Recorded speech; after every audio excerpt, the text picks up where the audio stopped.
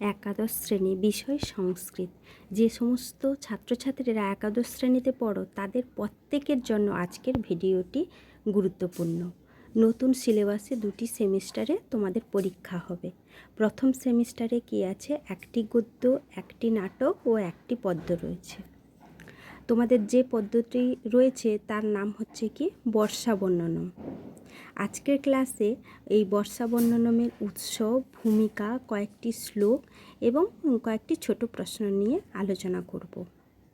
আশা করছি এই ভিডিওটি দেখলে সব প্রশ্নের উত্তর করতে পারবে। তাই চ্যানেলে যারা নতুন অবশ্যই তারা চ্যানেলটিকে সাবস্ক্রাইব করবে। আর এই চ্যানেলে সংস্কৃতের অ আ ক খ শব্দরূপ ধাতুরূপের উপর অনেকগুলি ভিডিও আছে। আর শব্দরূপের ভিডিওগুলি দেখলে বানানগুলো ভুল হবে না, দেখলে দেখতে পারো। তো চলো আজকের ক্লাসটি শুরু করা যাক। বর্ষা বর্ণনম কাব্যাংশের উৎস। বর্ষা বর্ণনম কোথা থেকে নেওয়া হয়েছে? আদিকবি বাল্মীকি রচিত রামায়ণের 7টি কাণ্ডের মধ্যে কিষ্কিন্ধা কাণ্ড অন্যতম। কিষ্কিন্ধা কাণ্ড এর 28তম সর্গ থেকে বর্ষা বর্ণনম কাব্যাংশটি গৃহীত হয়েছে। সেই 7টি কাণ্ডের নাম কি? বালকাণ্ড বা আদিকাণ্ড, অযোধ্যাকাণ্ড, অরণ্যকাণ্ড, কিষ্কিন্ধাকাণ্ড, সুন্দরকাণ্ড, যুদ্ধ বা লঙ্কাকাণ্ড আর উত্তরকাণ্ড। তাহলে 7টি কাণ্ড, বাল্মীকি যে রামায়ণ রচনা করেছেন সেই রামায়ণে 7টি কাণ্ড আছে। 7টি কাণ্ডের নাম পরপর দেওয়া আছে। এই 7টি কাণ্ডের মধ্যে কিষ্কিন্ধাকাণ্ডের 28তম সর্গ থেকে তোমাদের পাঠ্যাংশ যে বর্ষা বর্ণনম কাব্যাংশ সেটা নেওয়া হয়েছে।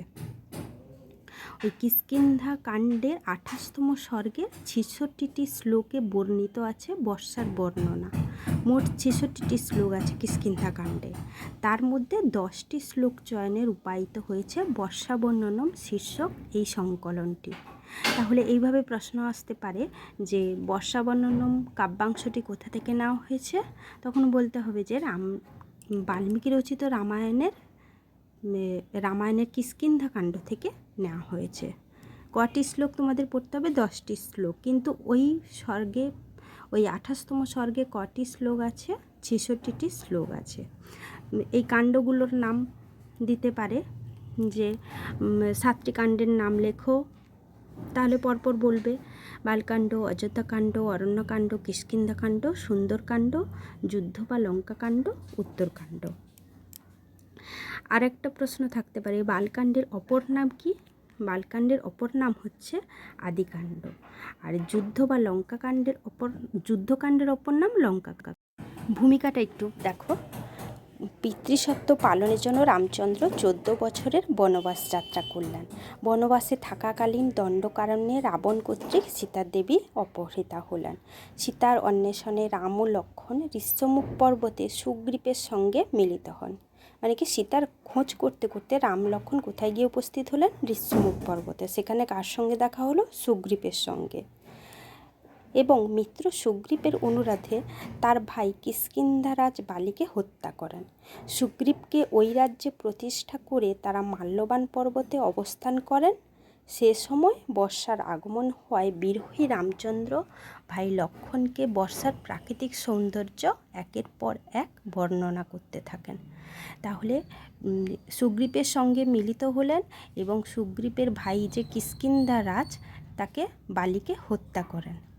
তারপরে তারা ওই মাল্যবান পর্বতে অবস্থান করেন। এরপর শ্লোকগুলো দেখো। প্রথম শ্লোকটি হচ্ছে অয়ংশ কাল সম্প্রাপ্ত সময় অদ্য জলাগম সংপশ্য তং নভ মেঘৈ সংবৃতং গিরিসন্নিভৈ। এর অর্থ হচ্ছে এই সেই কাল উপস্থিত, মানে বর্ষাকাল।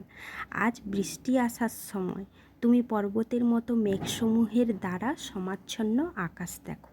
অয়ংশ কাল মানে এই সেই কাল, সম্প্রাপ্ত উপস্থিত, সময়ও অদ্যা জলাগম মানে বর্ষাকাল উপস্থিত হয়েছে, আজ বৃষ্টি আসার সময়। সংপশ্য মানে দেখো, তং তুমি, তুমি বলতে কাকে বলছে?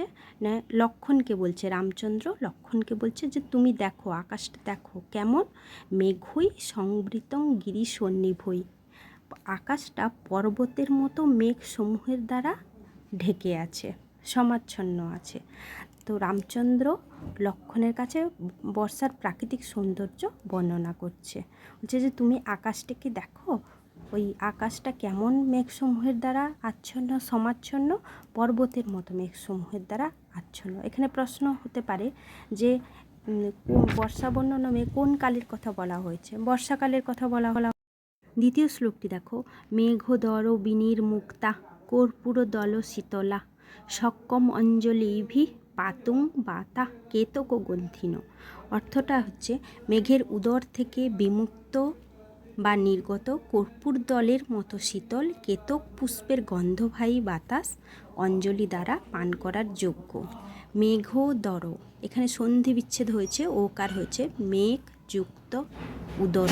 মেঘতে অ আছে আর উদরতে হস্য আছে, অ আর হস্য মিলে ওকার হয়, তাই হয়েছে মেঘোদর। বিনির্মুক্তা মানে মেঘের উদর থেকে নির্গত হচ্ছে কি? কর্পূর দল শীতলা মানে কর্পূর দলের মতো শীতল। আর সক্কম অঞ্জলিভি পাতুং বাতা, বাতা মানে বাতাস, কেতক গন্ধিন মানে কেতক ফুলের গন্ধবাহী বাতাস। সক্কম অঞ্জলিভি মানে কি? দু হাত ভরে অঞ্জলি দেওয়া, যেমন দেওয়া হয় সেই অঞ্জলি দ্বারা পান করার যোগ্য। তাহলে বাতাসের বর্ণনা কিভাবে দেওয়া হয়েছে এখানে?